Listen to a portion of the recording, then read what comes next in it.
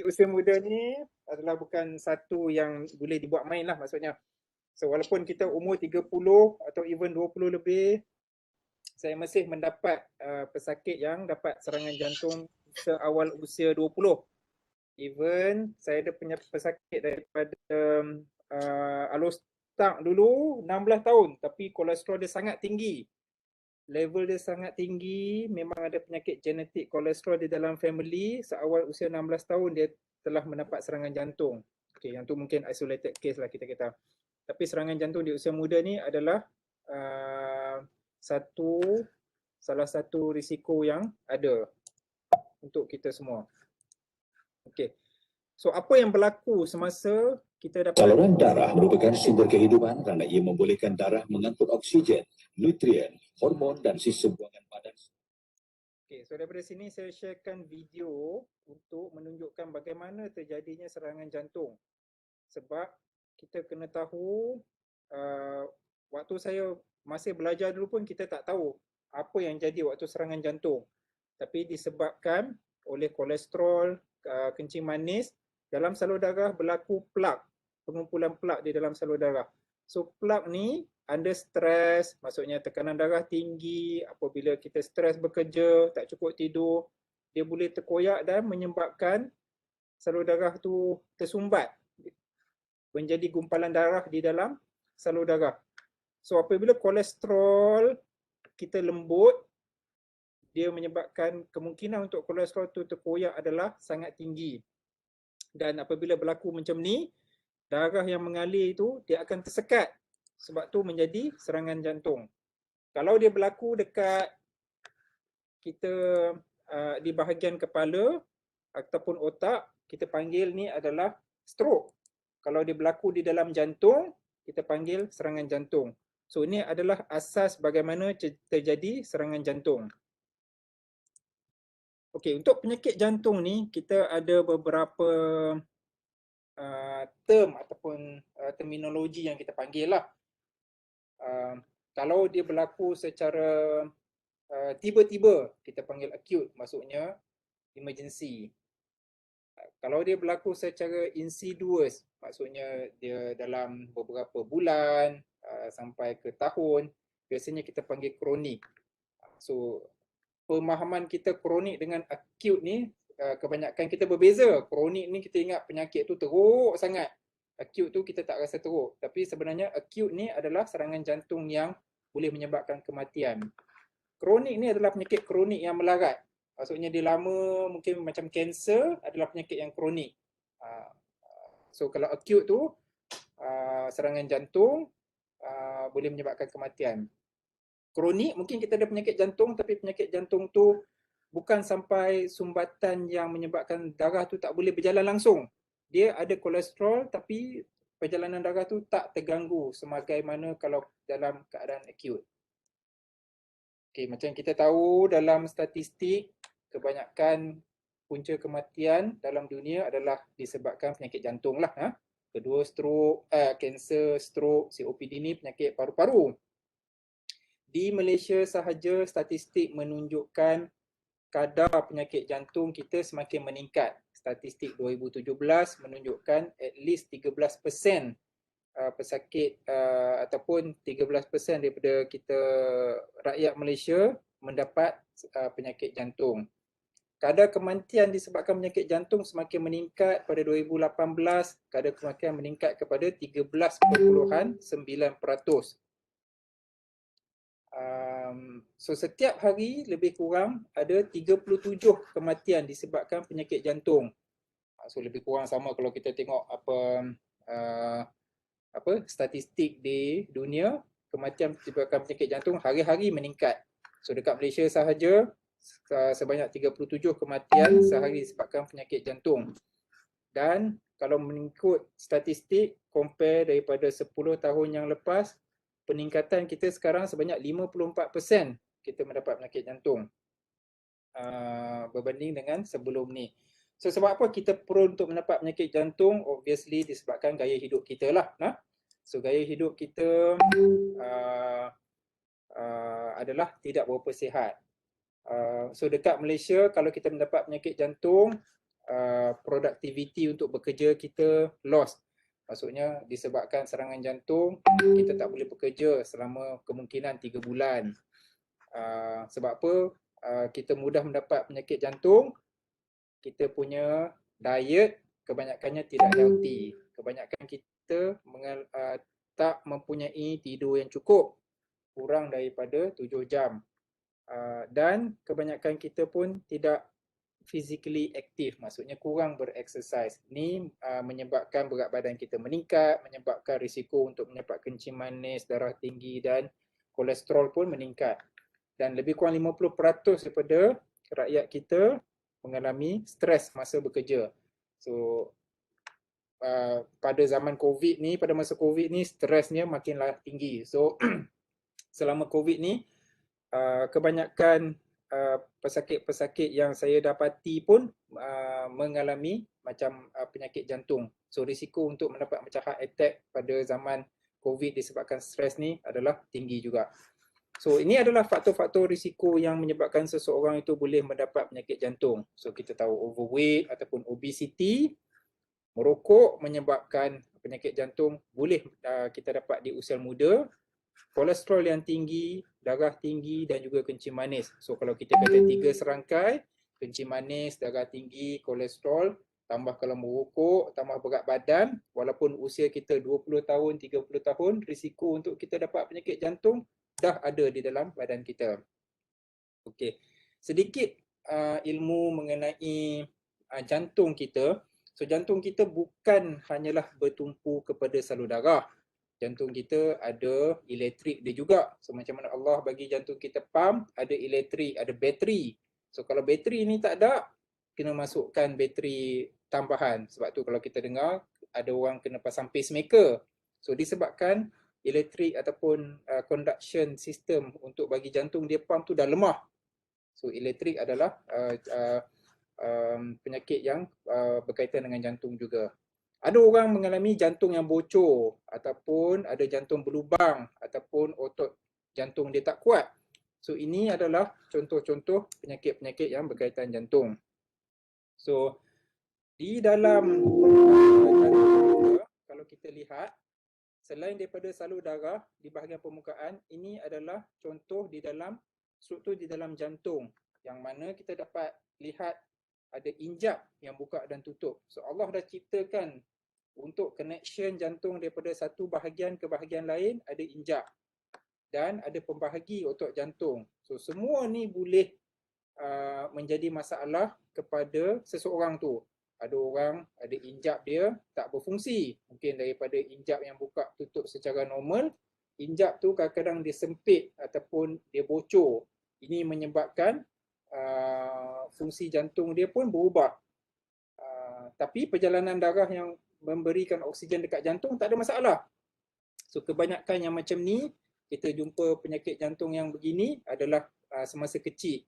Sama ada jantung berlubang ataupun injap yang bocor, injap tak develop well semasa kita lahir. Ni semua adalah penyakit jantung yang mungkin ada semasa kecil. So ini adalah contoh Allah ciptakan ada 4 injap dalam jantung. Kalau kita tengok daripada struktur bawahnya, ni semua injap jantung yang bergerak, dia macam piston buka dan tutup supaya darah tu boleh mengalir.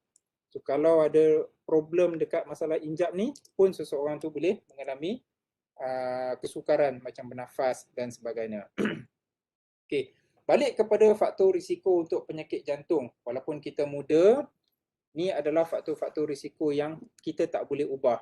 Maksudnya ethnicity, umur kita, faktor keluarga dan juga faktor gender. Maksudnya kalau kita dilahirkan sebagai lelaki, tak bolehlah nak tukar perempuan kan. Okay. Dan juga ada faktor-faktor yang kita boleh ubah. So faktor-faktor ni adalah sangat penting sebab yang ni kita boleh buat perubahan. Seperti berat badan berlebihan, tekanan darah yang tinggi, kencing manis, kolesterol, stres dan juga merokok. So ni adalah faktor-faktor yang kita boleh ubah. So nampak mudah tapi sebenarnya susah. Macam faktor berat badan kebanyakan susah. Okey. So dari segi umurnya, kita tahu makin meningkat umur kita, risiko untuk mendapat penyakit jantung makin meningkat. So statistik menunjukkan populasi yang berumur 40 ke 59 tahun, risiko untuk penyakit jantung meningkat sebanyak 17.8%. So kalau kita berada di umur yang macam ni adalah masih umur muda, 40 tahun, belum pencen lagi. 59 pun dekat-dekat nak pencen, masih lagi muda. Kalau umur 90 tu mungkin tua lah kita kata sekarang. Kita ambil umur 90 lah. 93, macam tu. So 59 ni masih muda lagi. So kebanyakan umur macam ni penyakit jantung. Umur 60 ke atas penyakit paru-paru. Sebab tu kalau kita tengok COVID sekarang ni, kalau umur kita meningkat, kalau mendapat COVID, risiko untuk pneumonia kita tinggi. Paru-paru rosak tinggi sebab di umur yang meningkat lagi umur kita, imun sistem kita makin mengurang, macam jangkitan virus terus attack pergi ke paru-paru menyebabkan pneumonia. Orang-orang muda lagi 15 tahun macam tu, okey, kebanyakan meninggal disebabkan aksiden lah kalau ikut statistik di Malaysia. So kalau ikut jangka umur, kebanyakan penyakit Malaysia yang datang dengan serangan jantung adalah 50 ke 60 tahun. Meningkat pada sebanyak 31% pada tahun 2019 data. Okey. Faktor risiko untuk mendapat penyakit jantung juga berbeza mengikut etnisiti. So kajian menunjukkan dari segi perbezaan dari segi sama ada kita India, China ataupun Bumiputera. Di Malaysia kebanyakan risiko untuk mendapat penyakit jantung adalah sedikit tinggi untuk golongan kaum India berbanding dengan Bumiputera dan golongan Cina. So India kemungkinan untuk mendapat disebabkan genetik faktor untuk mendapat penyakit jantung adalah tinggi. Okey, simptom-simptom untuk penyakit jantung. So ini kita patut tahu supaya kita tak terlepas ataupun kita tak rasa benda tu adalah boleh ambil mudah. Okay, biasanya serangan-serangan jantung ni boleh mendapat simptom-simptom seperti heavy chest pain. So maksudnya kita rasa dada berat, sukar tak bernafas. Apabila ada serangan jantung, dia akan diikuti dengan peluh, cold and sweaty, kita rasa sejuk.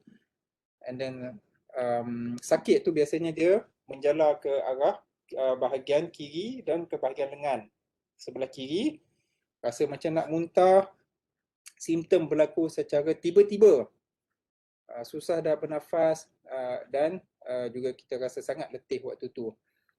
Pada untuk kaum wanita mungkin berbeza sebab kebanyakan simptom bila kaum wanita datang berjumpa, kebanyakan mengadu seperti macam gastrik ataupun indigestion ataupun sakit ulu hati, heartburn. So, simptom mungkin berbeza.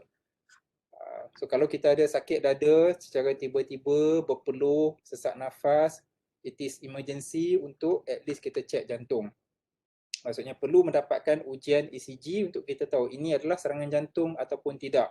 Sebab kalau serangan jantung perlu dirawat secara emergency lah. Kalau tak kita boleh dapat komplikasi-komplikasi, sama ada boleh meninggal ataupun mendapat lemah jantung. Okey. So kalau kita tak tahu sama ada sakit dada tu adalah daripada jantung ataupun daripada gastrik ataupun daripada muscle, ECG adalah salah satu cara untuk membezakan. Sebab kalau kita biarkan, kita boleh dapat heart attack ataupun long term pada jangka masa panjang kita boleh mendapat heart failure ataupun lemah jantung. Ini adalah contoh-contoh kalau jantung tu tidak dirawat, dia akan menyebabkan masalah-masalah sebegini.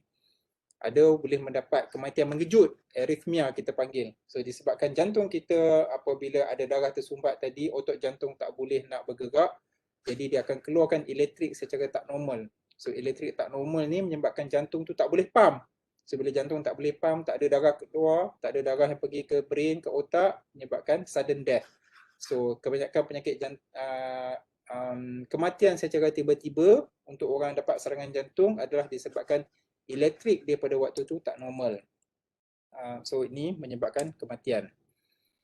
Okay, prevention. So kita dah tahu prevention adalah sangat penting. Prevention is better than cure. So macam mana nak prevent? So kita tahu daripada surah Allah pernah berfirman, kita kena in moderation, not to be excessive apabila kita makan, minum dan juga membuat kerja seharian. So prevention adalah salah satu cara untuk kita live in healthy, seperti solat, makan, exercise dan juga perlu berehat. So ni adalah ciri-ciri yang telah diberikan di dalam Quran sendiri macam mana untuk kita live healthily. Dan kita dah tahu kalau kita tak mengamalkan gaya hidup sihat, pemakanan kita tak seimbang, kita boleh mendapat penyakit-penyakit yang berkaitan dengan makanan. So 1/3 patut diisi daripada makanan, bukan 2/3, bukan 1 penuh perut apabila kita makan, ya. Okay, so stages untuk jantung pada kita lahir mula-mula tak ada blockage lagi. Tapi disebabkan gaya hidup kita, kolesterol tinggi, pemakanan tak sihat, kolesterol akan start melekat di dalam salur darah. Lagi kita amalkan gaya hidup yang tak sihat, kolesterol pun akan makin melekat dalam salur darah kita sampai stage yang boleh menyebabkan blockage yang teruk sampai 100%. So yang ni boleh menyebabkan dia adalah apabila serangan jantung tu terjadi. Okay, saya share satu video menunjukkan macam mana serangan jantung. Okay. Okay. So ini adalah cara rawatan penyakit jantung apabila terjadi serangan jantung.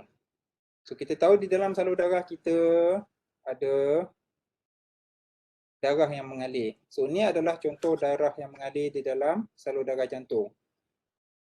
Saya tunjukkan balik apabila kolesterol, kencing manis, plak bertimbun di dalam salur darah kita. So salur darah kita macam highway. Apabila ada plak yang menimbun, kalau terjadinya stres ataupun duka di dalam plak ni, salur darah ni akan menyebabkan darah tu berkumpul dan menjadi darah beku. So apabila ada darah beku di dalam, perjalanan darah semua akan terganggu. So ini menyebabkan serangan jantung. So ini kita dah lihat tadi. So serangan jantung boleh berlaku secara acute ataupun secara kronik. So kronik ni mungkin stable ataupun unstable lah ni secara kronik. Kalau secara acute-nya apabila salah satu kolesterol di dalam salur darah kita tiba-tiba terkoyak, dia menyebabkan darah tak boleh lalu dan menyebabkan ada darah beku terjadi. So yang ni adalah kita panggil serangan jantung yang acute. Okay, so ni adalah ciri-ciri.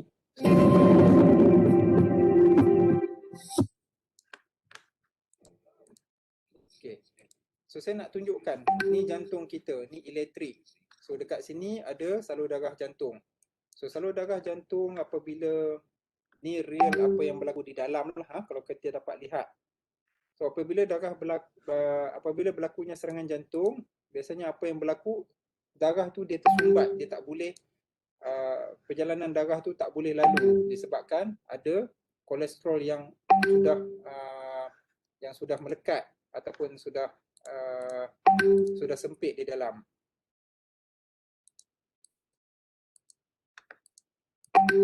Okey.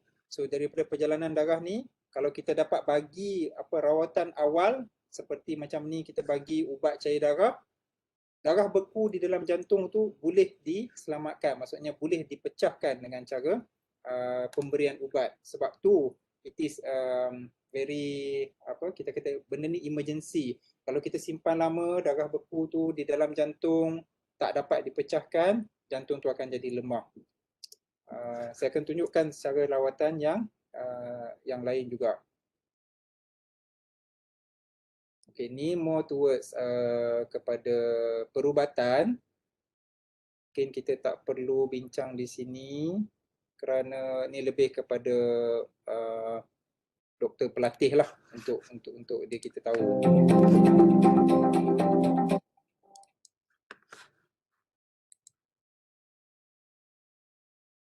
Okay, ni again video untuk kita tahu apa yang berlaku di dalam jantung kita. Sebab saya suka tunjukkan sebab kita tak faham kadang-kadang apa yang berlaku di dalam badan kita. So kolesterol, kalau berat badan kita meningkat, kolesterol kita tinggi, kolesterol start akan melekat dekat dinding jantung. So kalau kita dapat bayangkan perjalanan darah ni, lagi tebal kolesterol berada di dalam jantung kita, dia macam terowong tu dia akan jadi lagi sempit, lagi sempit, lagi sempit sampai satu tahap dia mungkin tersumbat terus. So itu apa yang berlaku di dalam. Kebanyakan kita tak perasan sebab kita tak dapat tengok dekat dalam. So apabila berlaku, perlu rawatan yang emergency. So sebelum Heart kita bypass surgery dapat creates a new route called teknologi yang terkini, dulu apa yang berlaku adalah operation. So maksudnya kena bypass. Bypass ni adalah proses pembedahan yang perlu membuka salur jantung, perlu ambil salur darah dekat kawasan kaki, bahagian kaki, dan daripada salur darah di bahagian kaki tu dia akan dibypasskan. So maksudnya kalau kita tengok sini, blockage dekat kawasan sini, bypass daripada salur darah kaki tu, doktor bahagian bedah akan ambil salur darah untuk dibypasskan dari kawasan yang normal turun ke kawasan yang normal untuk bypasskan kawasan yang blockage ni. Ini adalah contoh bagaimana bypass tu dibuat. Okay. Sebelum ni semua rawatan penyakit jantung untuk orang yang ada blockage adalah menerusi bypass.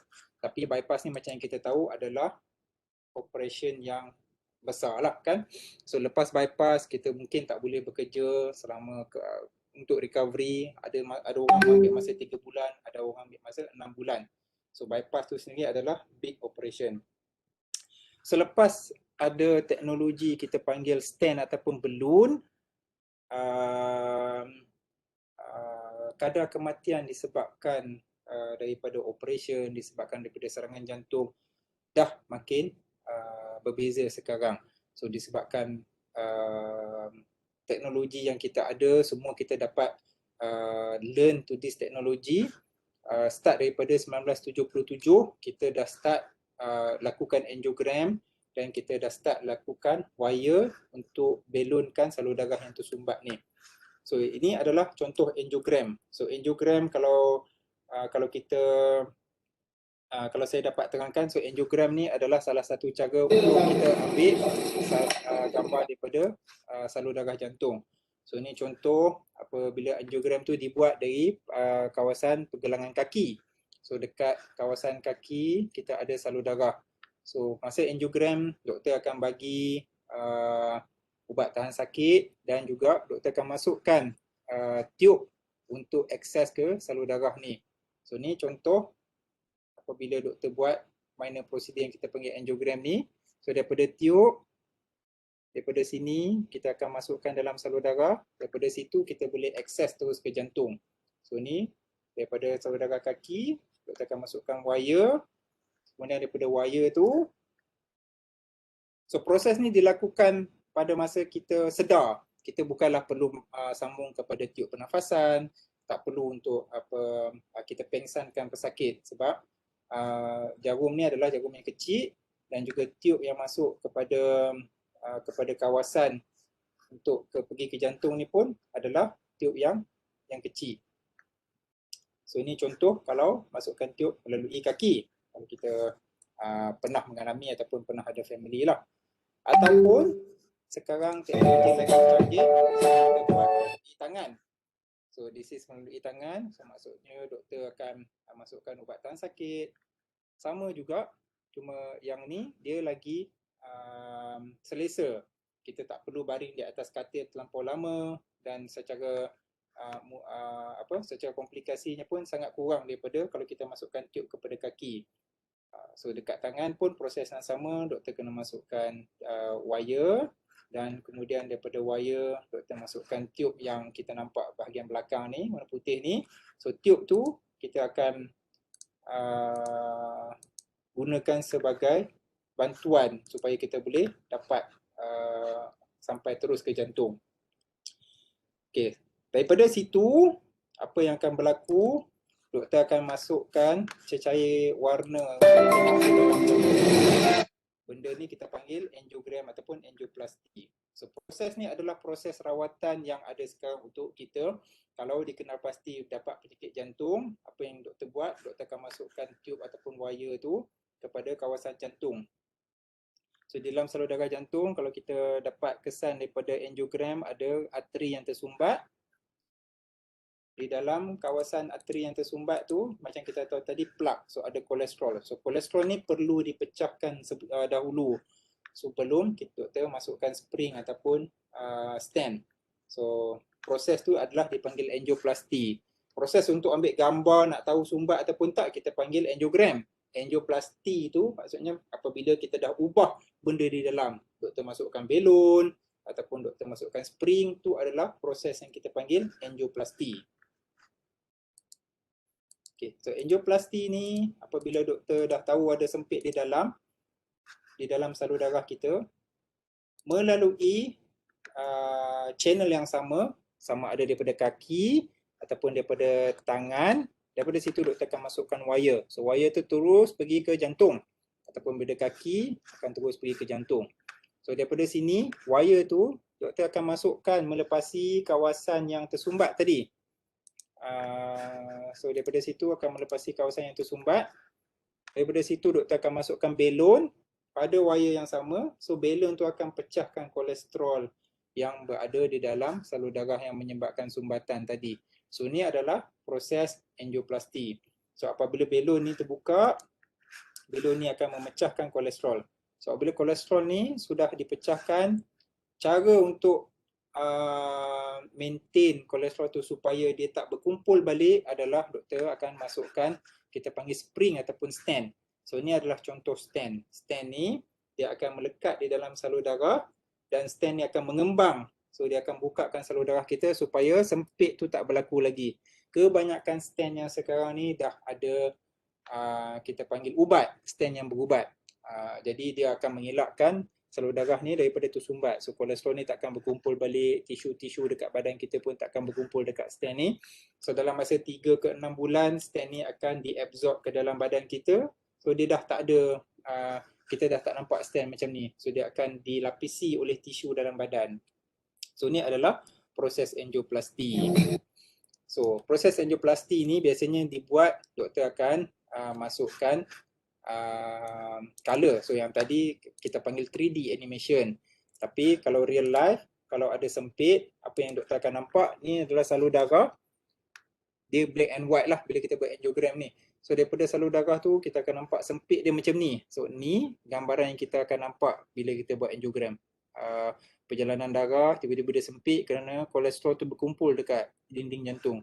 Tadi 3D kalau kita nampak dalaman dia, nampak macam tu. Kolesterol tu color kuning macam tu kan, sempit. Secara angiogram bila kita buat, kita akan nampak macam ni gambaran dia. So daripada sini, doktor akan besarkan kawasan yang sempit ni dengan cara masukkan belon dengan spring tu tadi. So bila dah sampai dekat kawasan yang sempit tu, belon tu akan dibuka. So daripada situ, dia akan pecahkan kolesterol kat kawasan tu dan salur darah tu akan mengembang balik. So hasilnya daripada situ, salur darah tu akan membesar balik. So ni contoh apabila stent dipasang. So salur darah yang sempit tadi akan kembali menjadi luas. Proses ni adalah proses angioplasty. Okey, ada video yang sama. Okey. Yang ni saya nak tunjuk macam mana stent ataupun spring pada sebelum stent tu dimasukkan di dalam badan.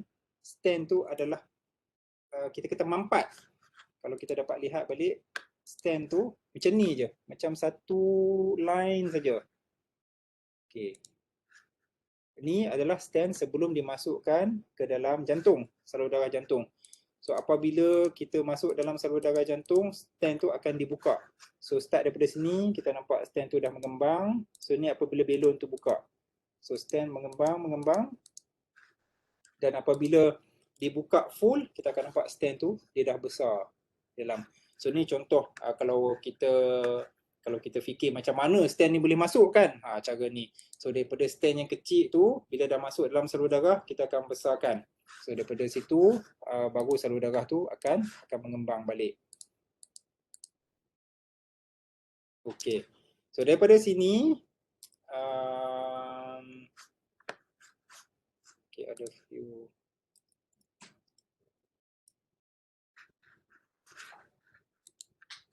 Okey. So ni contoh angiogram yang kita buat lah. So contoh angiogram. So maksudnya daripada sini kalau saya dapat tunjukkan secara aktif, ni adalah contoh salur darah yang sempit. So daripada salur darah yang sempit ni, doktor masukkan wire. So dapat sini kawasan wire dan doktor masukkan spring. So spring di dalam salur darah. So spring tu kemudian akan dibesarkan. So apabila spring tu dibesarkan, ni contoh spring sebelum dia buka. So kita nampak tadi. And then apabila di dalam badan, spring tu akan dibuka. So ni contoh bayang-bayang apabila spring tu dah ada di dalam salur darah. So kita boleh nampak bayang-bayang spring dan perjalanan darah tu dah normal balik di kawasan yang sempit tadi. So ni adalah contoh angioplasti. Okey, pada masa emergency, kalau ini berlaku, kita panggil primary PCI lah. Primary PCI ni adalah contoh di mana salur darah jantung tu dibuka secara emergency. Tengah sakit jantung, pergi hospital, doktor detect, oh ni serangan jantung. Terus masuk dekat dalam operation theater tu, terus masuk wire dan terus masukkan balloon dengan spring. So ni adalah proses emergency. Kita panggil primary PCI. So normally primary PCI ni dibuat lebih kurang dalam masa 20 minit sahaja. So tak ada mengambil masa yang lama. So apabila primary PCI ni dibuat, doktor dah masukkan tube ataupun spring dari salur darah yang sempit macam ni. Dari sempit yang tadi, bila masukkan spring, salur darah tu dah terbuka balik. So pesakit pun akan kurang rasa sakit dada. Sebab ni adalah emergency. Daripada yang blockage tu dia akan terbuka, pesakit akan kurang rasa sakit dada. Okay. Sebelum angiogram dibuat, kita boleh nampak salur darah tu sempit macam ni. Lepas angiogram dan angioplasti dibuat, sempit tu sudah dibuka, salur darah tu makin membesar. Ya. Ini contoh apabila sudah dibuat angiogram dan angioplasti. Macam ni, masa serangan jantung, perjalanan darah tak ada. Sebab ada darah beku yang tersumbat. Tapi apabila dah dibuka dengan wire dan balon, perjalanan darah tu dah normal balik. So pesakit tu akan recover, kita kata. Okay. Teknik-teknik terbaru, kalau pernah jumpa, kemungkinan antara ahli keluarga kita mungkin ada blockage yang 100%. Maksudnya kalau nampak dekat kawasan ni adalah contoh salur darah yang block 100%.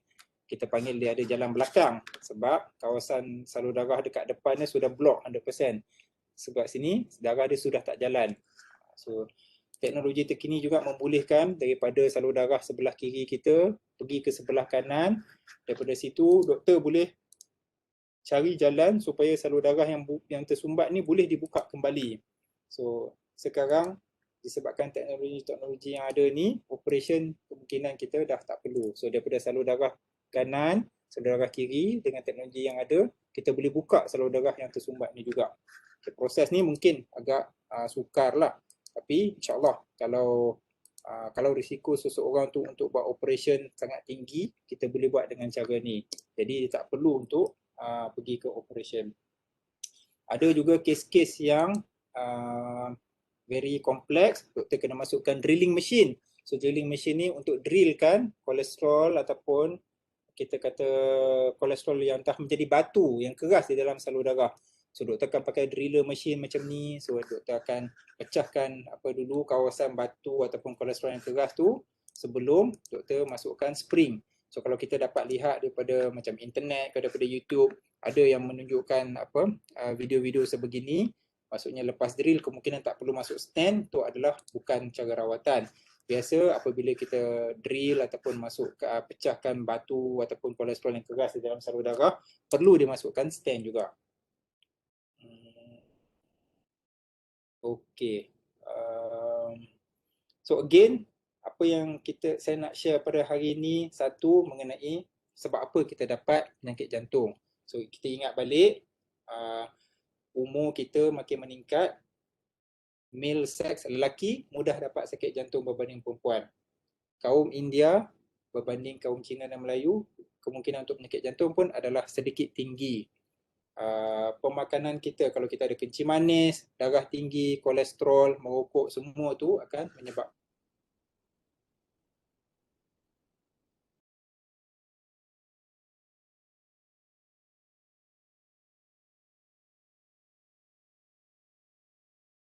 Kenapa hilang?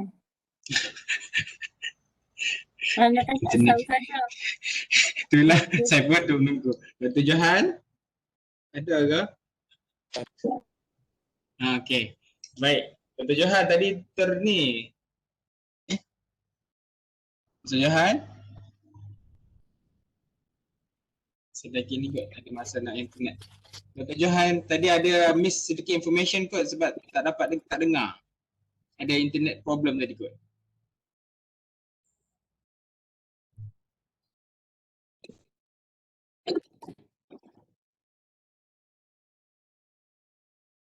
Hello? Hello, baru dengar. Okey, terputus kat mana tadi? Dekat sini. Okey. So ni Sampai adalah untuk prevention. Okey. So realitinya prevention kita tak jadilah sebab kita ada nasi lemak, kita ada tak makan. So pemakanan kita punya food dekat Malaysia ni memang tak boleh nak elakkan. So realitinya macam ni. Jadi apa yang kita perlu buat, maksudnya kita kena kurangkan risiko-risiko lain. Maksudnya kita perlu aktif, tak boleh tidur sepanjang hari. Kita perlu lakukan health screening. So health screening ni adalah something yang kita boleh buat untuk elakkan penyakit jantung. Sebelum ni tak ada health screening, kebanyakan orang terus datang hospital bila dapat sakit jantung, serangan jantung, dia pergi hospital. Tapi dengan ada health screening sekarang, kita dapat detect kanser, dapat detect awal, penyakit jantung dapat detect awal, kencing manis dapat dirawat secara awal. So kalau kita dapat buat rawatan secara awal, healthy lifestyle, kita panggil prevention lah. So kita boleh eradicate serangan jantung insyaAllah pada satu hari. Cuma dia memerlukan very constant, dengan dia memerlukan setiap orang faham apa yang berlaku dalam badan kita. So health screening akan melalui proses consultation, kita akan berjumpa doktor dan kita akan biasanya doktor akan bertanya soalan-soalan yang menunjukkan kemungkinan tak kita ada penyakit jantung. Akan buat blood test, daripada situ kita tahu kita punya kadar kolesterol, kencing manis macam mana. Dan daripada situ untuk jantung spesifik mungkin doktor akan buat echocardiogram. So echo ni adalah untuk tahu kekuatan jantung, tahu sama ada jantung kita kuat ataupun tak. Kemungkinan akan buat stress test juga untuk tahu under stress, sebab kita tahu stress test, kita tahu stress adalah salah satu cara untuk seseorang tu dapat serangan jantung. Jadi macam mana kita nak stimulatekan stress di dalam seseorang tu, kita perlu lakukan stress macam ujian exercise. So jadi untuk orang yang berisiko, macam orang muda tapi faktor berat badan dia berlebihan, dia merokok, dia mungkin ada katakan kencing manis lah, kalau dia tahu family history, sebelum dia macam melakukan exercise yang ekstrim, dia boleh menyebabkan jantung dia stres dan mendapat serangan jantung. Biasanya kita akan buat health screening untuk tengok selamat ataupun tak untuk orang ni bereksersis. Dan health screening sekarang pun ada CT scan. So CT scan ni tak perlu macam buat angiogram, doktor masukkan tube dekat tangan macam tadi, cukup untuk duduk di bawah CT scan machine. So machine tu akan ambil gambar jantung dan akan tunjukkan di mana kawasan-kawasan yang sempit. So ni adalah contoh kita panggil CT scan ataupun calcium score, ya. So ini adalah non-invasive, tak memerlukan jarum, tak memerlukan wire. Tapi yang ni hanya boleh tahu ada sempit ataupun tak di dalam salur darah jantung, tak boleh masukkan spring ataupun stent. Dan akhir sekali, kalau kalau semua ni tak normal, doktor akan buat Diabetic peripheral arterial disease, so, selain daripada PAD. jantung, doktor nak tunjukkan dekat kaki pun boleh ada salur darah yang sempit. Sebab tu kadang-kadang orang boleh datang dengan kaki dia luka tak baik, sebab proses yang sama berlaku di dalam salur darah kaki. Apabila kolesterol tinggi, dia merokok, dekat salur darah kaki pun kolesterol akan melekat di dalam salur darah tu. So apabila kolesterol tu dah berkumpul lama, dia akan menyebabkan darah mula membeku di dalam kaki dan boleh menyebabkan perjalanan darah kepada kaki tu terganggu dan kaki akan menjadi luka, akan tak baik. Bila exercise kaki rasa sakit dan mungkin rasa kebas dekat kawasan kaki. Ini adalah contoh-contoh kalau perjalanan darah dekat kaki kita terganggu. So selain daripada jantung, selain daripada otak, kaki adalah bahagian yang ketiga yang kerap boleh mendapat problem. Okey. Saya rasa yang tu slide saya yang terakhir. So secara summary-nya, usia muda bukanlah kata pasport untuk kita rasa kita tak mungkin ada penyakit jantung. Kalau kita berada di golongan yang berat badan berlebihan, kita perlu tahu what is our cholesterol level. Ada tak kita kencing manis? Tambah kalau kita ada risiko seperti merokok dan faktor risiko keluarga yang pernah ada penyakit jantung, health screening adalah salah satu cara untuk kita tahu sama ada penyakit jantung telah ada di dalam diri kita ataupun tak. Tak semua health screening akan menyebabkan kita perlu buat angiogram.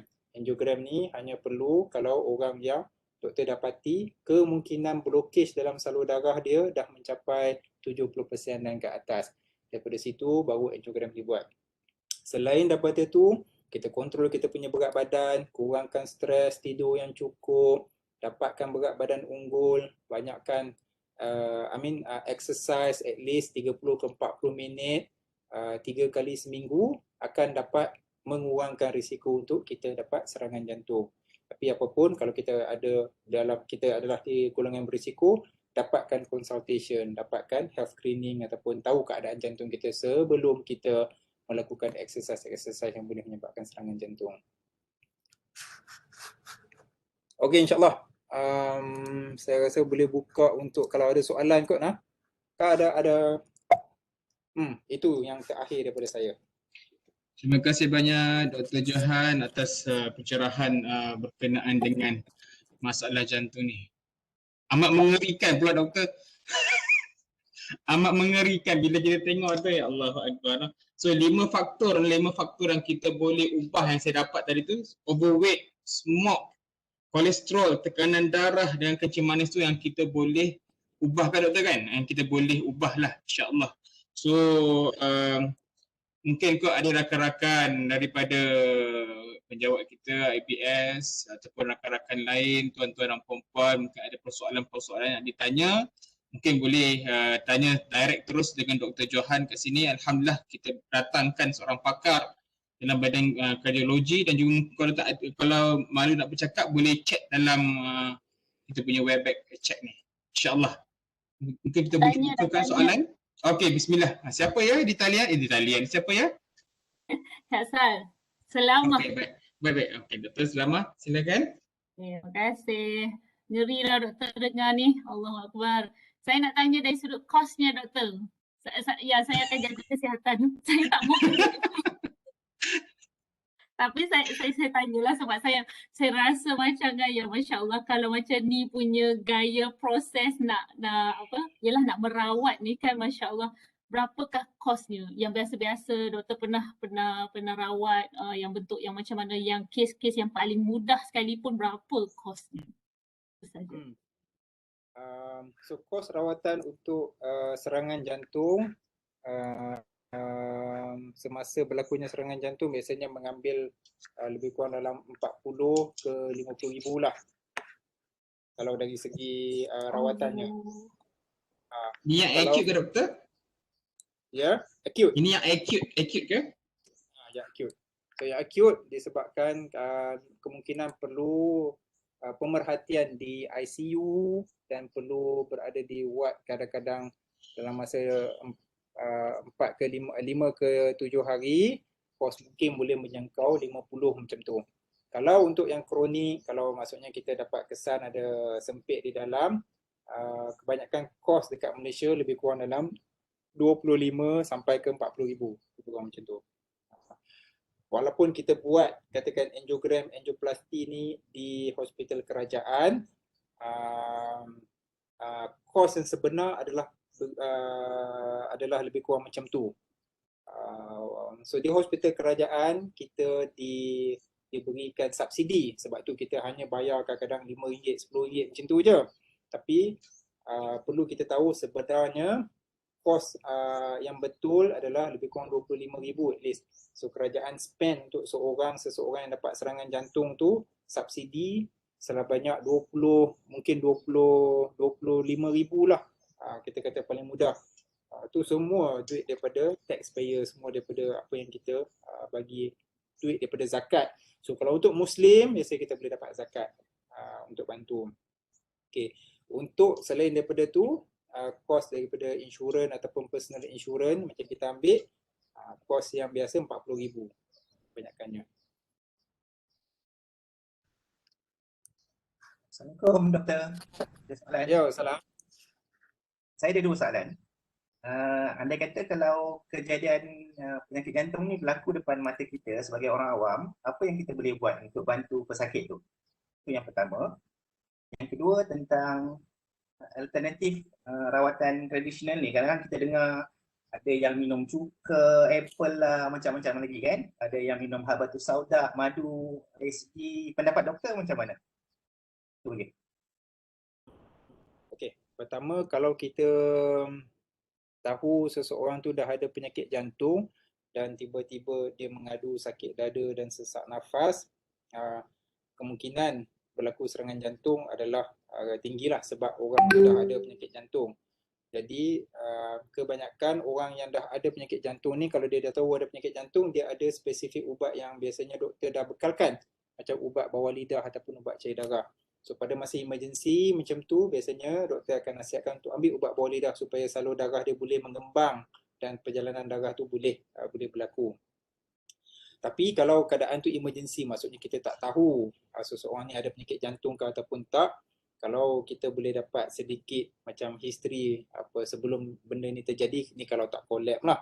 Kalau kita jumpa orang yang collapse dan kita rasa nadi dia pun tak ada, ni dia dah jadi kepada kita kena tahu basic apa CPR. Maksudnya kalau orang tu dah collapse dan kita rasa okey, ni kemungkinan serangan jantung ke, jantung dia berhenti sebab dah tak ada nadi, dia kena pergi ke topik yang CPR. So kita kena tahu CPR dan pada masa tersebut memang kita kena activate emergency call supaya ambulans boleh datang cepat. So untuk orang yang dah tahu ada penyakit jantung, ubat yang dia ada boleh digunakan untuk membantu pada masa tu. Dan obviously kita kena pergi ke hospital yang terdekat. Bukan saya kata jangan pergi ke klinik, tapi kalau kita tahu ni adalah masalah jantung, kena pergi ke tempat yang lagi kita kata advance dan besar supaya proses rawatan boleh dilakukan secara cepat. Kalau dekat klinik kena rujuk ke hospital pula. So dia ada banyak jalan daripada situ, menyebabkan masa untuk rawat penyakit jantung tu dah terlampau lambat. Nombor 2 untuk rawatan alternatif. So untuk rawatan alternatif ni tak ada yang saya rasa saya nak bangkang, tak ada. Cuma kebanyakan rawatan alternatif kalau penyakit jantung tu dah tak boleh dirawat, maksudnya doktor dah kata, cik ni penyakit jantung cik ni dah sampai tahap dah doktor pun tak boleh nak buat apa dah. Mungkin lemah jantung ataupun sumbat dia sangat teruk sampai bypass pun tak boleh buat operation, tak boleh nak masuk spring semua. Kalau rawatan alternatif yang tak berbahaya, maksudnya macam nak ambil habatus sauda, macam cuka apa semua tu tak ada masalah. Cuma daripada rawatan alternatif ni sama juga macam vaksin, sama juga macam ubat ivermectin yang kita tengah debate sekarang ni. Kita tak ada maksudnya tak ada evidence, tak ada bukti yang mengatakan rawatan ni ke yang bagi penyakit ni baik ataupun disebabkan benda lain ataupun dia nak baik sendiri. So kalau benda-benda tu tak memudaratkan, orang tu nak ambil cuka, dia tak ada gastrik, dia tak ada acid reflux apa semua, tak ada masalah. Pasal cuka bukan boleh menyebabkan masalah yang besar. Dia nak ambil madu ataupun habatus sauda pun tak ada masalah asalkan benda tu tak menyebabkan gula dia tinggi, tak menyebabkan kencing manis. So daripada faktor-faktor itu saya tak tak ada apa-apa saranan, tapi daripada evidence ataupun bukti benda tu boleh membantu jantung, setakat ni belum ada lagi. Baik. Dr. Johan ada soalan daripada chat daripada Dr. Alias. Apakah punca blood clot yang boleh menyebabkan sakit jantung? Apakah punca blood clot yang boleh menyebabkan sakit jantung ni? Daripada Dr. Alias. Okey. So kalau kita tengok apa daripada video yang saya tunjukkan tadi, punca berlakunya blood clot di dalam jantung kita ni disebabkan perjalanan darah, kalau boleh nampak kan, so kolesterol yang dah ada di dalam salur darah jantung ni pada satu masa, maksudnya disebabkan stres, disebabkan tekanan darah kita tinggi, tak cukup rehat, so kolesterol yang ada di dalam salur darah ni dia boleh pecah, dia boleh luka, kita kata di dalam. So bila dia luka, proses luka di dalam sama macam proses luka di dekat kulit kita juga. Darah akan start membeku. Sebab tu dia akan jadi blood clot. Sebab bila kolesterol ni pecah, dia akan menyebabkan mekanisme di dalam badan kita untuk halang pendarahan berlaku, kena jadi darah beku. Sebab tu dia jadi blood clot. So ni kalau sebut dari segi macam mana blood clot ni boleh berlaku disebabkan kolesterol yang pecah di dalam salur darah kita lah. Blood clot yang berlaku kalau disebabkan macam COVID ke apa ni berbeza lah daripada yang ni. Okey. Doktor, ada soalan lagi daripada kita punya timbalan dekan, Dr. Zairi Zainal. Apakah boleh jelaskan apa tu aritmia dan kesannya? Aritmia dan kesannya. Saya sebut saya aritmia ke apa tu? Aritmia. Arrhythmia. Aritmia. Okey. So arrhythmia ni kalau saya dapat sharekan daripada sini, masih nampak saya punya screen kan? Saya nampak. Okay, so arrhythmia ni adalah kita kata elektrik ataupun conduction system yang ada dalam jantung kita.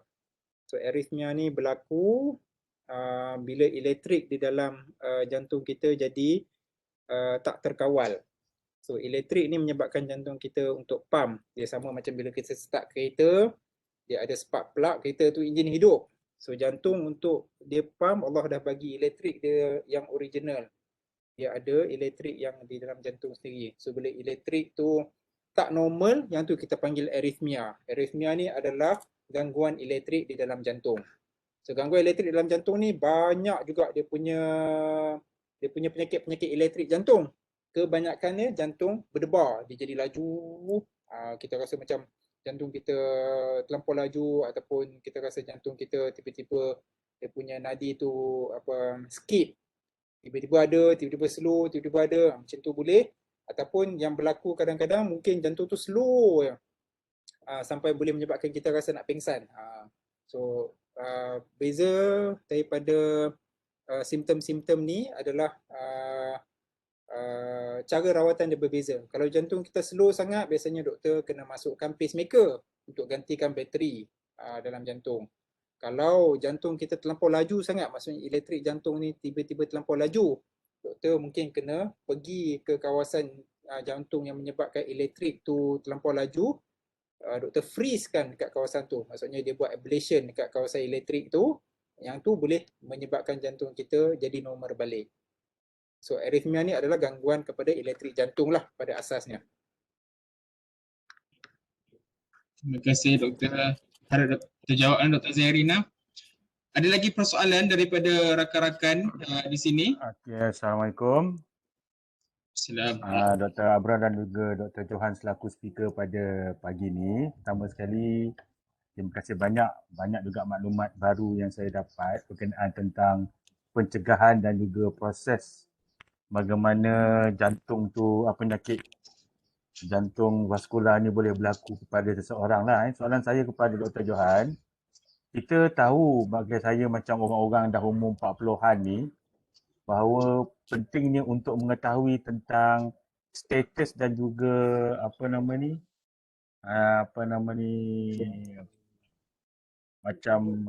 perkembangan terkini lah bagi kita bila dah semakin lama umur semakin banyak ni kan doktor kan.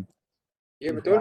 Dan kita bila tahu keadaan itu, kadang-kadang kita nak mengambil satu inisiatif awal dengan mengadakan beberapa ujian-ujian tertentu untuk mengetahui rhythm jantung, nak mengetahui tentang kekuatan jantung dan juga macam mana vein kita punya saraf dan juga saluran darah kita tu macam mana ada berlakunya macam ketulan ataupun ada blok di mana-mana dalam saluran tersebut. Maka kita ada mengambil usaha lah untuk membuat ujian-ujian tertentu di hospital. Masalahnya doktor, pihak hospital kalau kita tidak ada simptom ataupun tidak ada terkena penyakit jantung, mereka tak layan. Mereka kata ini kes yang tidak penting. Kami utamakan kes emergency untuk buat ujian-ujian ujian fitness kalau tak silap lah kan, yang akan diminta kita berlari, kemudian dia akan tengok kita punya rhythm jantung tu akan macam mana. Saya pun tak faham doktor, mungkin doktor boleh bagi advice bagi orang yang dah mula ada kesedaran macam kami umur yang dah masuk dalam lingkungan 40 ke 59 tu. Di samping kami menjaga kesihatan, tapi nak confirm ataupun nak tahulah sedikit sebanyak apa yang boleh kami buat untuk mengurangkan clot-clot ataupun sumbatan-sumbatan yang ada pada darah tersebut. Terima kasih doktor. Betul. Okey. So cara untuk kita identify sama ada kita dah ada blockage di dalam jantung adalah dengan cara kita buat ujian exercise yang stress test lah macam saya tunjukkan tadi. So daripada ujian exercise ni kita dapat tengok kemungkinan dalam salur darah jantung kita, kolesterol tu kemungkinan pada tahap yang macam mana. Kalau kolesterol tu sampai tahap yang dah macam ni, dia dah menyumbat lebih daripada 70% di dalam salur darah jantung kita. So kebanyakan kita bila buat ujian exercise treadmill tu, graf dia akan menunjukkan perubahan yang perjalanan darah tu terganggu. Jadi daripada situ doktor akan nasihatkan sama ada perlu buat angiogram ataupun perlu buat ujian macam CT scan dan seterusnya. Dari segi maksudnya kalau kita sendiri macam mana kita nak tahu sama ada kita kemungkinan ada penyakit jantung, kalau kita tak jumpa doktor, maksudnya bila kita exercise treadmill atau kita berlari, kebanyakan kita mungkin ada sport watch, so jam yang boleh track kita punya nadi. So daripada situ bila kita exercise, apa yang kita perlu tahu, kalau exercise tu menyebabkan dada kita ketat, sakit dan sukar bernafas, exercise tu adalah stres kepada jantung kita. Jadi kita perlu dapatkan ujian macam buat ujian treadmill tadi supaya kita boleh tahu berlari ECG ada perubahan ataupun tak, menunjukkan perjalanan darah tu terganggu ataupun tak. So itu adalah salah satu cara. Tapi bila kita buat exercise, kita perlu tahu tahap mana yang kita boleh pergi. So bila kita berjumpa dengan doktor mungkin dapat menerangkan secara ataupun doktor mungkin dapat calculate what is our maximum nadi apabila kita exercise supaya kita tak go over. Biasanya bila kita exercise, kalau umur kita 40, nadi maksimum kita 220 tolak kita punya umur. So 220 tolak 40, 180. That is 100% of our punya exercise capacity. Kalau kita nak join Olimpik, nak wakil Malaysia, berlari dekat Jepun ni boleh kita exercise. Kita perlu exercise untuk nadi sampai 180 macam tu. Tapi untuk kesihatan jantung, untuk turunkan berat badan, cukup untuk kita maintainkan nadi jantung kita pada tahap 60 ke 80% sahaja. Tak perlu sampai 100%. So maksudnya kalau 180 tu 100%, 80% adalah mungkin 160 macam tu. And then 60% mungkin 140. So nadi 140, kalau kita bila exercise kita boleh maintain nadi kita 140 for few minutes, dah cukup untuk kita kurangkan berat badan dan kita maintain jantung kita supaya dalam keadaan sihat. So yang cara-cara exercise macam ni mungkin perlu berbincang dengan doktor yang merawat, sebab doktor kena tahu ada penyakit ke tak orang ni, ada kolesterol tinggi ke tak, ada kencing manis. So benda tu perlu tahu supaya kita boleh customizekan untuk orang ni macam ni dia punya exercise dia, untuk orang ni macam ni, dia tak boleh nak push terlampau kuat sangat, mungkin sebab jantung dia lemah ke macam mana. Yang tu memerlukan perbincangan dengan doktor biasanya. Baik doktor, terima kasih. Ya doktor, saya nampak okey bagus. Tentang penerangan tu, cuma kita tengok ada setengah orang sekarang ni dia pakai jam yang ada boleh detect nadi tu. Betul. Itu recommended ke ataupun macam mana doktor, kalau dari segi kalau kami pun ada jam macam tu untuk memastikan kami aktif. Okey, insyaAllah kalau doktor boleh bagi saranan ke macam mana kan. Lepas ni kita boleh lari ya doktor nah. Okay, so jam ni dia macam Webex ni jugalah nanti. Bila kita pakai, dia akan keluar semua benda baru. Dia akan bagi kat kita, your heart rate is too high, your exercise is too. So, semua benda tu kita akan start, mungkin kita akan start confused. Macam saya first pakai ni lah, tak boleh nak share screen apa semua kan. Benda tu mungkin terjadi.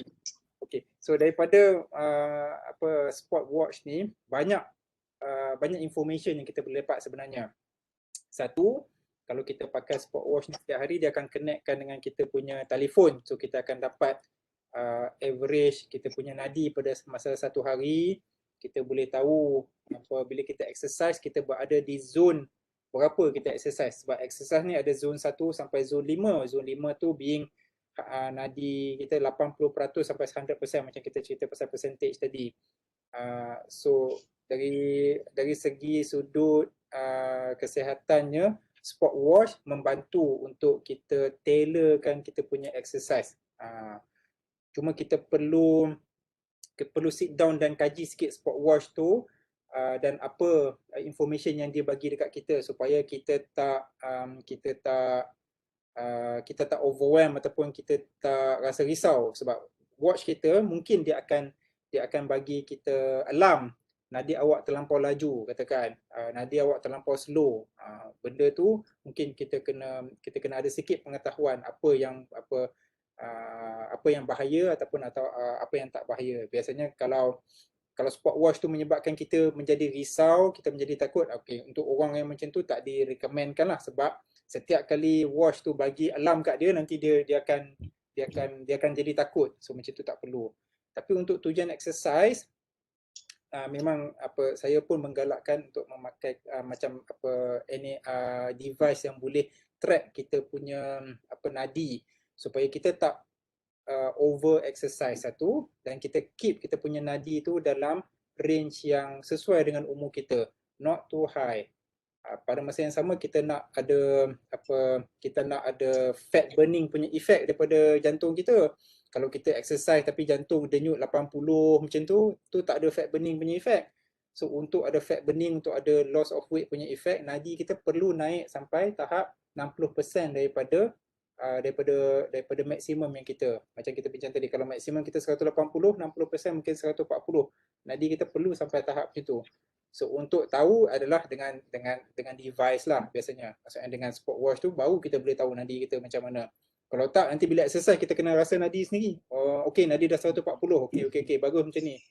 So dah susah. Teknologi ada, bila ada jam tu akan tunjuk, okey, nadi awak 140. Tak payahlah nak pegang nadi, nak rasa. Dulu waktu kita sekolah dulu memang cikgu PJ kan, okey, bila lari rasa nadi berapa kan. Tu asas daripada dulu waktu tak ada artificial intelligence ni.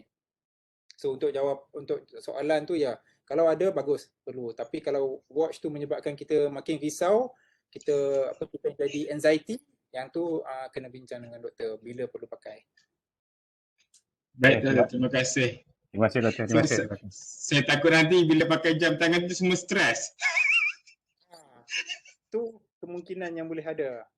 So perlu ada sedikit pengetahuan dan kita perlu eliminate stres daripada device ni, sebab device ni akan bagi kita stres kebanyakan kemungkinan dia.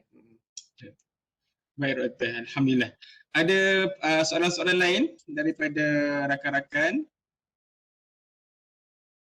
Daripada Doktor. Ya, bismillah. Saya Zairi.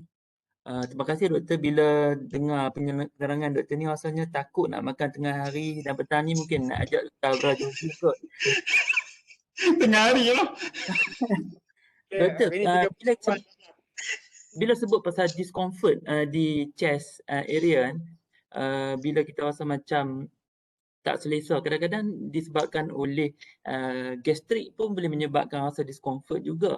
So macam mana kita nak bezakan discomfort tu, sama ada dia boleh menunjukkan tanda-tanda serangan jantung ke, adakah dia ada beza di antara serangan jantung, tanda macam angina pectoris, kemudian petanda kepada cardiac arrest kan. So macam mana kita nak membezakan rasa discomfort tu? Ada beza tak? Itu saja soalan saya, Doktor. Terima kasih. Gastrik, kembung, asid menyebabkan simptom-simptom yang lebih kurang sama macam jantung. So sebab tu kebanyakan orang kadang-kadang dia pergi dekat bila dia ada macam sakit dada, dia rasa macam panas, rasa macam perut kembung, doktor akan rawat sebagai gastrik. So sebab simptom dia lebih kurang sama. Tapi bila jantung, kalau katakan sakit tu disebabkan jantung, kita akan perasan bila kita membuat kerja yang memerlukan jantung tu berdenyut laju, sakit tu akan jadi makin kuat. Itu contoh rasa dekat dada discomfort tu adalah disebabkan perjalanan darah yang tersangkut, disebabkan ada sempit di dalam. So cara dia kalau kita macam naik tangga, kita rasa macam dada tu makin sakit kuat, kita beraktiviti, dada tu makin rasa sakit, tu contoh-contoh benda tu datang daripada jantung.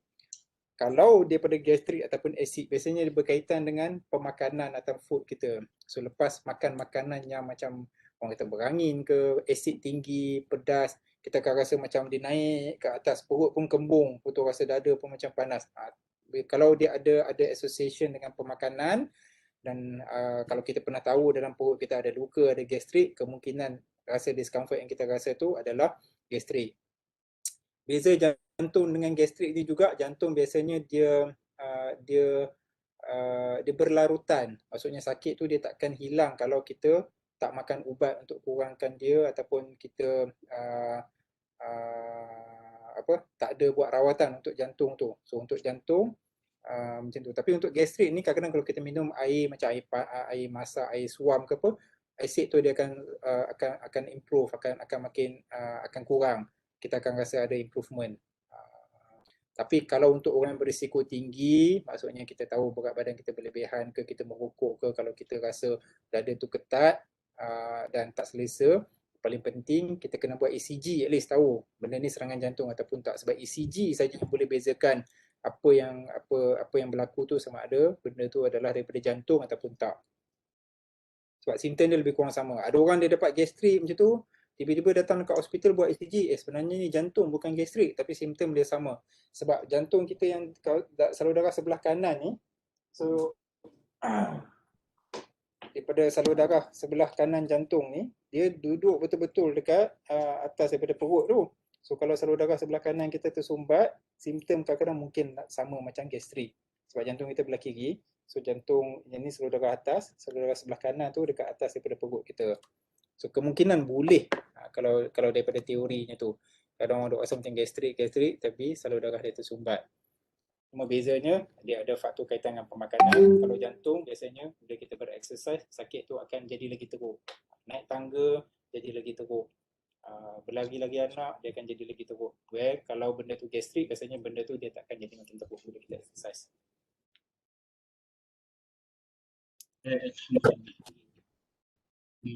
Ada persoalan lagi daripada ni.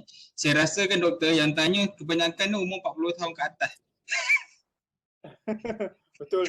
Sebab umur yang common untuk dapat. Jadi kalau risiko at least setahun sekali, untuk 40 tahun ke atas 2 tahun sekali pemeriksaan kesihatan pun tak ada masalah. Satu lagi doktor, betul ke serangan jantung ni orang lelaki saja kena, orang perempuan tak kena? Baru nak tanya. Orang perempuan semasa dia masih ada haid, risiko untuk dapat penyakit jantung ni adalah tak setinggi orang lelaki lah. Tapi apabila dia dah mencapai umur menopause, dia tak ada hormon yang membantu, hormon estrogen tu kita panggil. So orang perempuan selepas menopause risiko untuk mendapat penyakit jantung sama macam orang lelaki. Walau bagaimanapun ada juga orang perempuan walaupun dia tak menopause dia boleh dapat serangan jantung. Kalau kencing manis dia tak kontrol, kalau ada orang perempuan yang merokok dan family history kolesterol dia tinggi, ada sejarah keluarga, saya pernah jumpa orang perempuan walaupun sebelum dia menopause dia dah dapat penyakit jantung. Tapi kekerapan dia tak tinggi macam lelaki. Orang perempuan ni dia boleh kontrol stres dia elok sikit kot. Orang lelaki stres dia betul kot. Betul kan doktor? Kita bagi ke orang lelaki. Baik, alhamdulillah. Ada ke persoalan lain? Mungkin ada persoalan daripada orang-orang muda ke, ada ke? Semua orang muda sekarang ni lah. Adik-adik kita ada ke persoalan-persoalan lain? Kalau tak ada, saya nak tanya doktor kan. Mungkin wakil aku orang muda, perasan muda lah doktor nak. Saya nak tanya, pertama bila doktor buka video tadi kan, terangkan kepada kami ni kebanyakan antara satu faktor, satu my observation lah kan. Berdasarkan itu, kebanyakan ialah berdasarkan kita punya kolesterol. Kan kolesterol kita, bila ada kolesterol tu melekat dekat dinding salur darah kita tu dan berlakunya penyumbatan. Adakah itu menyumbang faktor utama kolesterol tu saja? Dan apakah kita, kan bila doktor kata tunjuk ada yang kena boleh grill lah, ada yang boleh kena grill, ada yang boleh menggunakan apa nama tu yang doktor kata tunjukkan yang boleh machine spring yang boleh mengembangkan kan. Macam mana pula, apakah komposisi kolesterol doktor? Macam mana boleh terjadinya kolesterol? Sebab itu saya rasa itu merupakan antara main factor lah berlakunya sakit jantung tu. So kolesterol, walaupun kolesterol kita kadang-kadang tak tinggi di dalam darah, tapi kolesterol tu dia mudah melekat di dalam salur darah kita. Kalau kita tengok komposisi kolesterol tu sendiri, kalau dalam darah kita banyak kolesterol yang jahat. So kolesterol yang jahat tu yang menyebabkan kolesterol ni dia melekat dekat dinding jantung ni. Sebab kolesterol jahat dia mudah melekat. Campur kencing manis, campur kalau orang tu merokok, even kolesterol dia tak tinggi pun, tapi dekat dalam salur darah tu dia melekat. Dia sama macam tiup paip yang lumut melekat dekat dinding-dinding jantung. Sebab tu dekat simpang jantung pun dia ada simpang-simpang kat salur darah dia. Dekat kawasan simpang tu lah kolesterol tu dia nak melekat. Sama macam dalam paip air, lumut dia nak melekat dekat kawasan simpang-simpang. Sama teorinya. So bila perjalanan darah tu ataupun perjalanan air dekat kawasan simpang tu mudah untuk melekat. Apa yang bagi kolesterol kita melekat, mudah melekat sebab kolesterol jahat kita tinggi. So memang asasnya kolesterol jugalah. Nombor 2, kencing manis tu menyebabkan salur darah tu dia mudah lagi untuk kolesterol melekat. Nombor 3, macam bila merokok, lagi cepat kolesterol tu ni menimbun. Tambah bila ada darah tinggi, umur meningkat, semua faktor tu akan menimbun. So asasnya still kita kata kolesterol yang jahat lah untuk paip ataupun salur darah dekat otak, dekat jantung, dekat kaki. Risiko kolesterol tu memang dikenal pasti sangat-sangat relevan untuk menyebabkan blockage ni. Sebab tu untuk orang kolesterol jahat dia rendah betul-betul, risiko untuk dapat penyakit jantung tu sangat rendah. Baik, alhamdulillah. InsyaAllah kita usahakan mengurangkan kolesterol dulu. Baik, terima kasih doktor. Alhamdulillah. Okay. Ada persoalan lain ke daripada audien? Dr. Abra, boleh kita start untuk FWD punya? Boleh insyaAllah. Sebab dah pun pukul 12 dah ni. Oh ya, dah pukul 12. Saya pun tak perasan. Tu kita asyik mendengar, maksudnya pencerahan daripada doktor ni. Alhamdulillah. Baik, insyaAllah. Okay. Terima kasih banyak Dr. Johan atas penerangan berkenaan dengan kesihatan ni. Dan kita beralihlah kepada sesi yang kedua. Bagaimana kita nak mengurangkan risiko. Tadi mengurangkan risiko penyakit jantung ni insyaAllah melalui satu instrumen takaful yang dibawa oleh FWD lah insyaAllah. Untuk itu saya persilakan Mr. Marcus untuk memberikan pembentangan. Okey, saya minta diri dulu lah sebab saya ada klinik. Baik doktor. Okey. Terima kasih banyak doktor Terima atas kasih. pencerahan doktor. Terima kasih. Okey. Assalamualaikum. Assalamualaikum. Alright, saya buat express punya lah hari ni sebab kita pun dah overtime . So sekarang kita sudah ada kesedaran yang berkenaan heart attack, serangan jantung.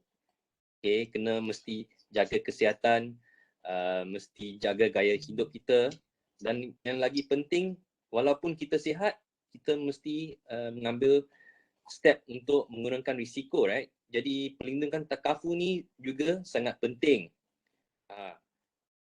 Sudah kita tahu pun tadi yang kos untuk treatment ni tak murah, right? Jadi nasib baik kita hari ni kita akan bagi tahu tentang FWD Critical Illness Protection. Kita ada dua. Yang pertamanya Big 3 dengan yang kedua Care Direct. Okay, Big 3 ni kita akan cover 3 penyakit kritikal yang paling common. Yang itu heart attack, serangan jantung, stroke dengan cancer. Tiga-tiga ni antara 3 main causes of death in Malaysia. Jadi, okay, next, Nas. So, walaupun cost medical treatment ni tinggi, untuk dapatkan perlindungan takafu ni tak mahal. Alright? Kenapa tak mahal? Sebab untuk FWD online product, kita memang buat produk yang harganya berpatutan. Jadi untuk yang muda, bolehlah dapatkan perlindungan Big 3 ini serendah RM10.27 saja sebulan. Tak sampai nak beli makan pun sudah boleh bayar untuk 1 bulan, kan? So kenapa murah ni? Sebab kita buat produk 100% untuk perlindungan saja. Jadi tak perlu untuk mendapatkan perlindungan takafu melalui ejen atau pengantaran yang lain, di mana mungkin bulanan yang perlu dibayar tu dalam ratusan ringgit sebulan. Alright. So perlindungan ni akan memberi perlindungan sehingga RM250,000, okay, yang dibayar apabila ada diagnosis untuk kanser atau heart attack atau stroke, right? Lagi kalau berbanding dengan critical illness product yang ada dalam market ni, harganya lebih murah, dia sehingga 40% daripada harga critical illness product yang lain. Mengapa? Sebab biasanya cara insurans atau takafu menjual critical illness, dia jual banyak-banyak penyakit. 36 penyakit kritikal, 50 pun ada, 100 pun ada. Tetapi kalau tengok claims punya data kan, kalau heart attack, stroke dengan kanser ni sudah merangkumi 85% daripada semua claim. Jadi sebenarnya penyakit kritikal yang lain tu jarang berlaku. Yang penting sekurang-kurangnya dapatkan Big 3 critical illness. Kalau nak dapat perlindungan yang lebih komprehensif, bolehlah dapat CI plan yang ada di market dengan lain. Tapi paling minimum dapatkan ni. Kalau sudah ada, bolehlah tambah dia punya perlindungan, dapatkan Big 3. Okay. Selain daripada itu, plan ini dia ada death benefit sebanyak RM20,000. Ini disebabkan semua causes lah. Natural death ke, accident ke, lain-lain. Alright. Dengan yang akhir sekali, kita ada satu add-on benefit yang optional, di mana ada neurological dengan heart disorder yang early punya condition. Jadi kalau tunggu sampai serangan jantung tu sudah agak kritikal kan. Ada case yang di mana seperti tadi yang contohnya yang di-explain tu, dia macam pacemaker. Pacemaker ni untuk tolong regulate heartbeat. Itu tak kritikal. Tapi kalau nak tunggu sampai kritikal tu mungkin terlalu lambat kan. So dengan add-on benefit ni, anda akan dapat lump sum benefit itu lebih awal. Okay, next. Okay, so jadi produk ni dia di auto renewable sampai umur 75 tahun. Jadi ini pentingnya bila nak dapatkan perlindungan penyakit kritikal ni, kena mesti untuk usia yang lebih tua sebab risikonya lebih tinggi pada umur yang tua. Kalau yang paling best ialah dapatkan sekarang supaya kalau apa-apa berlaku nanti anda masih ada dapat perlindungan takaful. Kalau tak, bila dapatkan bila lebih tua, mungkin tak dapat kalau risikonya tinggi. Insurans atau takaful tak nak memberi perlindungan. Okay. Sum cover yang kita ada pilihan antara 50,000 sehingga 250,000. Okay. Dengan early condition yang optional tu, terdapat 20 lebih condition yang kita cover yang akan saya tunjuk nanti. Okay, next. Jadi siapa yang boleh eligible? Daripada umur 17 age next birthday sampai 65. Dengan coverage dia sampai umur 75. Okay. Ini full list untuk early condition ni. Kalau nampak heart disorder antara yang pernah ditunjuk, ada prosedur yang pernah ditunjuk tadi kan, yang sudah Dr. Johan tadi ditunjuk. Antaranya nombor 2, cardiac pacemaker insertion. Ini penting. Jadi kalau dapatkan add-on ni, anda boleh dapat semua lump sum covered lebih awal. Okay, next. Jadi okay, example scenario. Contohlah, let's say customer ni, Encik Hakim, umur dia 30, dia didiagnose dengan heart condition yang memerlukan implantable cardioverter defibrillator. Inilah pacemaker sebenarnya, right? Medical cost ni yang incurred ni 80,000. Okay? Dan disebabkan dia dah ada condition ni, dia nak fokus untuk recovery, jadi dia berhenti kerja. So apa akan berlaku kepada Encik Hakim?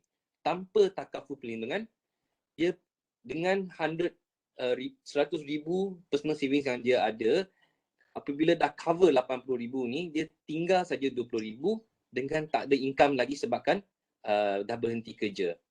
Isterinya Siti sangat stres sebab sekarang income dia bergantung pada dia saja, seorang saja.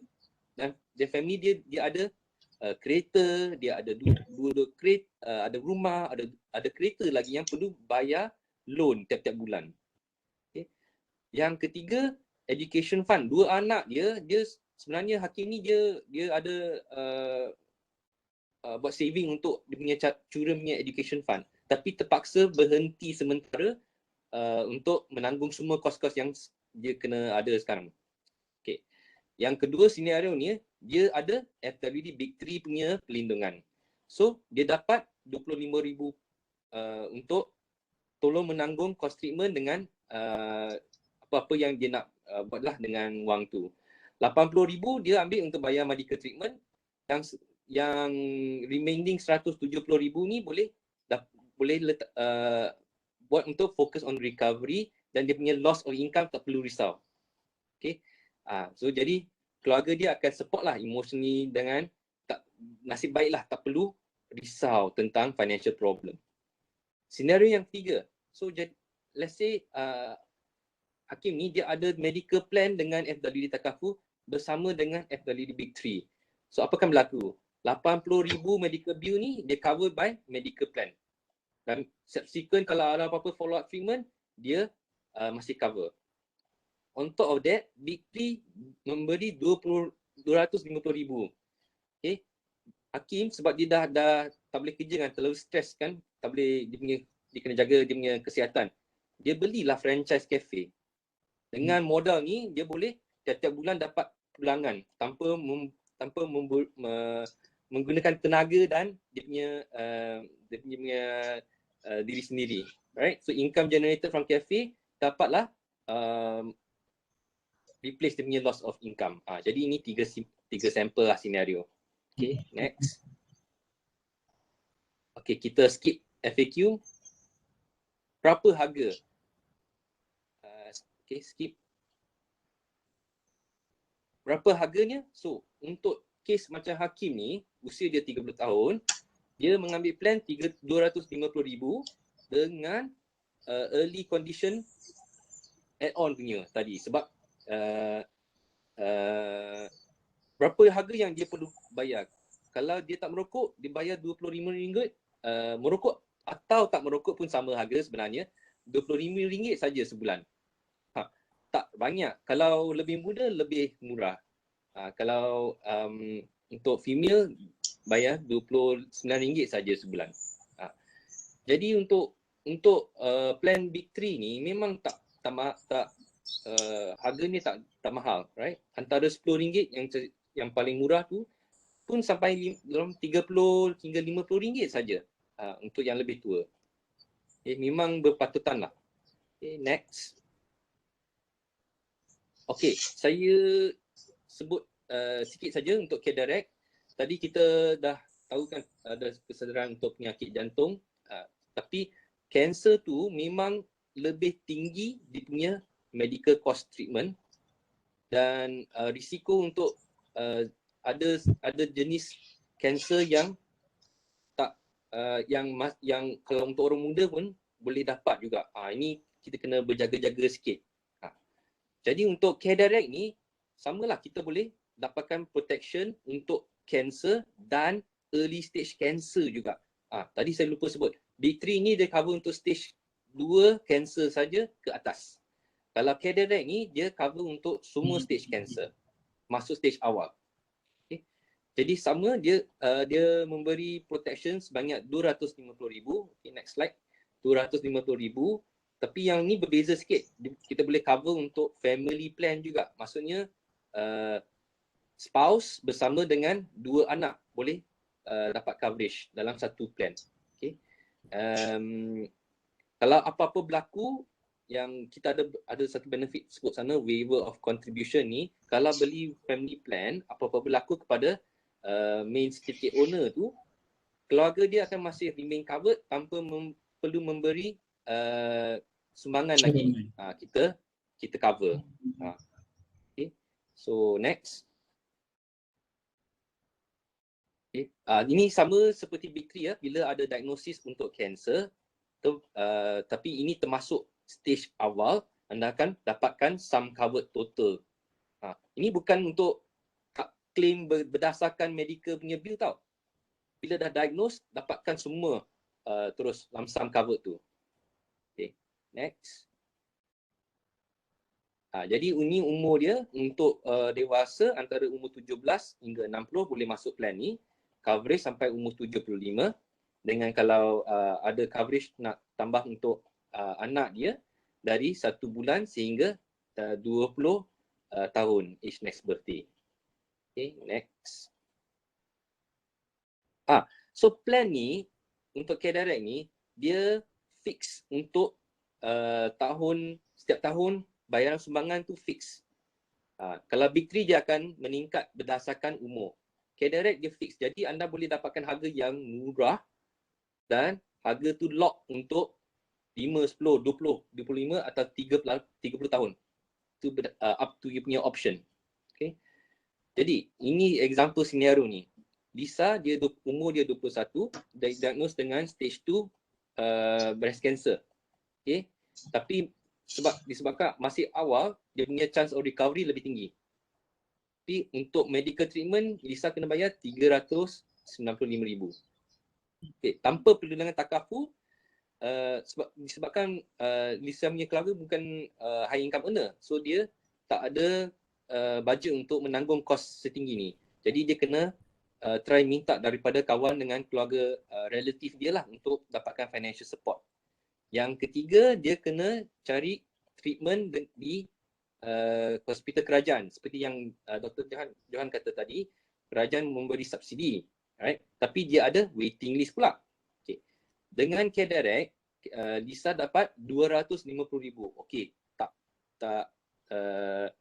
Tak tinggi sebab dia sudah ada 250,000, boleh cover lah sedikit. Tapi masih ada 150,000 untuk cover lagi treatment cost.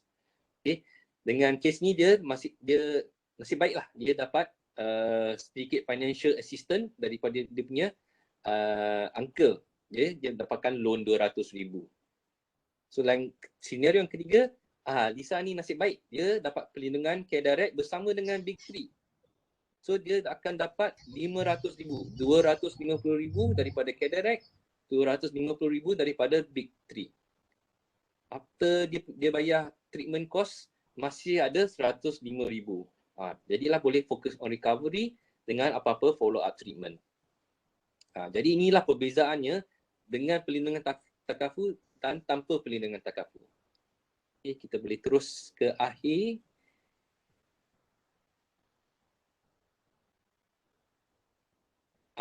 Okay, harganya lebih kurang sama macam Big 3 tadi kan. Kalau umur 21 tahun mengambil sum cover 250,000, ini untuk 30 tahun ya. Harganya 30 lebih ringgit saja. Dengan harga ni lock tiap-tiap bulan, tiap-tiap tahun untuk 30 tahun. So anda mesti take into consideration lah, sebab kalau bila dah tua, lebih tua, harganya akan lebih tinggi. Tapi untuk kes ni anda lock sekarang. Alright. So next, macam mana nak sign up untuk Big 3 atau Care Direct? Jadi inilah caranya. Untuk dapatkan lebih information dan link untuk produk-produk yang online produk ni, silalah dapatkan daripada student-student UUM yang ada dalam session ni, sebab mereka yang menjemput rakan-rakan dan keluarga untuk menghadiri workshop ni. So mereka akan share information. Dengan information yang kita share ni bukan saja tentang produk, sebab memang kita mesti tahu kepentingan kesedaran untuk penyakit kritikal. So kita akan share juga health and financial content. Mengapa perlu mendapatkan perlindungan takaful? Apa ciri-ciri produk tu? Apa health tip? Macam mana nak makan dengan healthy? Kita mesti jaga badan, mesti jaga kesihatan, mesti exercise. Semua tip-tip ni kita akan share. Student akan share melalui WhatsApp, email, social media. Alright. Dan kalau apa-apa sebarang persoalan lagi, bolehlah contact kami. Encik Qayyum Hafiz. Email dengan telefon nombor ada di sini. Tapi untuk first contact, silalah contact student UEM. Okey. Dah akhir dah. Kita boleh buka untuk soalan. Okey, alhamdulillah. Terima kasih Mr. Marcus. Mungkin ada persoalan daripada audien, rakan-rakan pensyarah ataupun peserta-peserta program kita pagi ni. Tengah hari dah, tengah hari dah. Okay, thank you very much Mr. Marcus di atas penerangan dua produk Big 3 dan juga Care Direct. Hanya saya nak perbezaan yang Mr. Marcus sebut tadi. Apabila seseorang tu ambil Care Direct, dia akan dapat claim apabila didiagnose di early stage lah. Okay, manakala Big 3, walaupun dia ada kanser, tapi dia hanya cover bila tahap yang bukan first stage lah. Maksudnya stage yang berikut dia lah ya. Betul ke pemahaman saya? Stage 2 ke atas. 2 ke atas, okey. Satu lagi, dalam Big 3 ni, additional yang disebut health disorder tadi, penting juga ya kalau dia nak dapat perlindungan awal. Betul. Which mean bila stage awal tu, apabila diambil dengan additional coverage ini, dia akan dapat perlindungan awal lah. Berbanding kalau dia tak ambil, dia akan dapat stage 2, stage 3 baru dapat perlindungan daripada takaful. Betul ke statement tu? Betul. Okey. Itulah cara tak prevent kan, supaya bila dah detect awal, mesti mengambil step langkah-langkah untuk prevent. Kalau tak, dia akan jadi serius.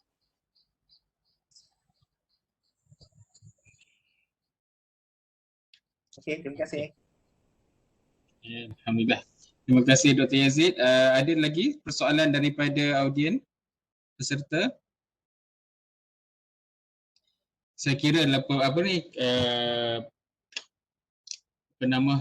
produk daripada takaful FWD ni sangat membantulah kan, dia affordable kepada kita semua, dan saya rasa Saya pun berminat jugalah doktor. Mas Marcus nak join apa? Nak ni kan sebab nak tambah kan. Kita nak tambah yang bahagian tiga serangkai tu yang penting tu kan. Risau juga bila dengar masalah jantung-jantung ni. Asal semangat pula nak mengambil. Ada ke persoalan lain daripada rakan-rakan?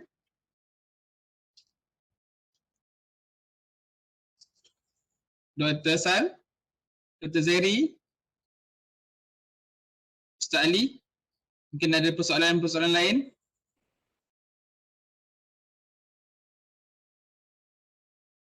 Dr. Nur Aziah? Kita sebut dah, no? Okey, baik.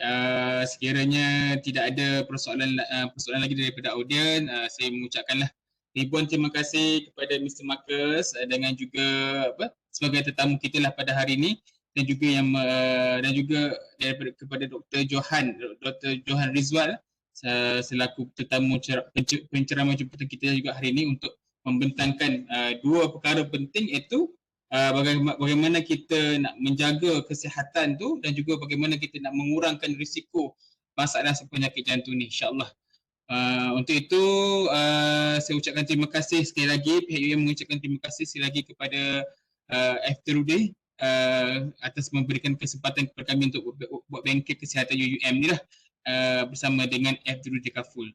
Dan juga mungkin rakan-rakan lain yang boleh nak scan QR code ni, dipersilakan. Terima kasih Mr. Marcus dan rakan-rakan daripada FTRUD. Saya juga nak minta pertolongan student, tolong sebarkan konten-konten ni sebab memang kesedarannya penting. Itu satu. Yang kedua, saya nak minta maaf sebab tadi technical issue kita start lambat. Memang tak sangka nak